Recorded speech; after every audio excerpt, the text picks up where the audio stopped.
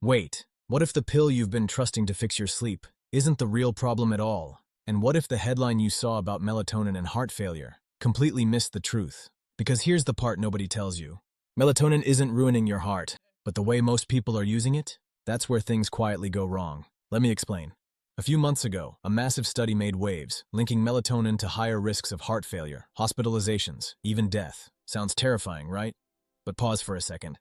What if that conclusion isn't what it seems? This was an observational study, and that means one very important thing. It can't prove cause and effect, so instead of asking, is melatonin dangerous? The better question is, who are the people taking melatonin in the first place? Think about it. People don't take melatonin because they sleep perfectly. They take it because something is already wrong. Insomnia, stress, restless nights. And here's where biology steps in.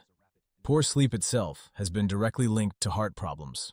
Short sleep duration increases inflammation, disrupts blood pressure, and strains the heart over time. So what are we really seeing? Is melatonin the villain? Or just standing at the scene of the crime? When we look deeper, especially at controlled clinical trials, melatonin doesn't harm the heart. In some cases, it even improves quality of life. So no, melatonin isn't the enemy. But that doesn't mean it's helping you the way you think. And this is where the real story begins. Let's talk about the mistakes almost everyone makes with melatonin. Because these are the ones quietly affecting your sleep, your energy, even your confidence. Number 1, and this might surprise you, you're taking way too much. Your brain naturally produces tiny amounts of melatonin, micrograms, not milligrams. But most supplements, 3, 5, even 10 milligrams. That's not a gentle signal. That's a flood. Biologically, this overwhelms your system. Your melatonin levels stay elevated into the morning, which is why you wake up groggy, foggy, not fully yourself. Emotionally, that matters. Because starting your day tired chips away at your mood, your focus, your sense of control. And practically, it turns into that daily struggle. Dragging yourself out of bed, relying on caffeine, feeling like you never truly reset. Now here's the next problem, and it's even more unsettling. You don't actually know what you're taking. Studies have shown that melatonin supplements can vary wildly. Some contain far less than the label says, others up to 5 times more. Some even contain unexpected compounds like serotonin. So every night, your body is guessing. No consistency, no predictability. And your sleep? It reflects that chaos. Quick pause here, because if this is already opening your eyes. If you found this helpful, hit the like button, subscribe to the channel, and share this with someone you care about because the right information can change someone's life. Now here's the third, and most misunderstood mistake. You're expecting melatonin to knock you out. But it doesn't. Melatonin is not a sleeping pill. It's a timing signal. All it does is tell your brain, it's dark now. That's it. So if your problem is stress, racing thoughts, or that wired, restless feeling in bed, melatonin won't fix that. Because the real issue for most people isn't darkness. It's something deeper. It's what we call conditioned wakefulness. Your brain has learned, quietly, over time, that your bed is a place for thinking, worrying, scrolling, staying alert. So even when your body is tired, your nervous system refuses to power down. That disconnect, that's what keeps you awake. So now the real question becomes, if melatonin isn't the solution, what actually works? Let's simplify this.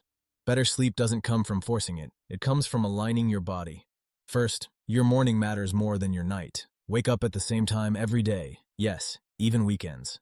This anchors your internal clock. It tells your brain when the day starts, so it knows when sleep should come. Then, within 30 minutes, get light. Real light. Sunlight shuts off melatonin production and resets your rhythm. It's like pressing start on your biological day. Next, watch what lingers in your system. Caffeine stays longer than you think, sometimes up to 12 hours. And alcohol?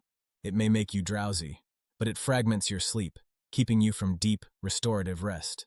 Then comes something subtle but powerful. Your evening wind down. Most people expect their brain to go from full speed to sleep in minutes. But your nervous system doesn't work like a switch. It works like a dimmer. So start slowing down an hour before bed. Dim the lights. Reduce stimulation. Step away from screens, because blue light tells your brain, stay awake. And mental stimulation keeps your stress response active. Instead, create a pattern, something calm, predictable, maybe light stretching, slow breathing, or even writing down your thoughts. Because when your thoughts stay in your head, they loop. But when you put them on paper, your brain lets go. And finally, your sleep environment. Cool, dark, quiet. Train your brain to associate your bed with one thing only, rest. Because over time, that association becomes automatic. And here's the truth I want you to hold on to.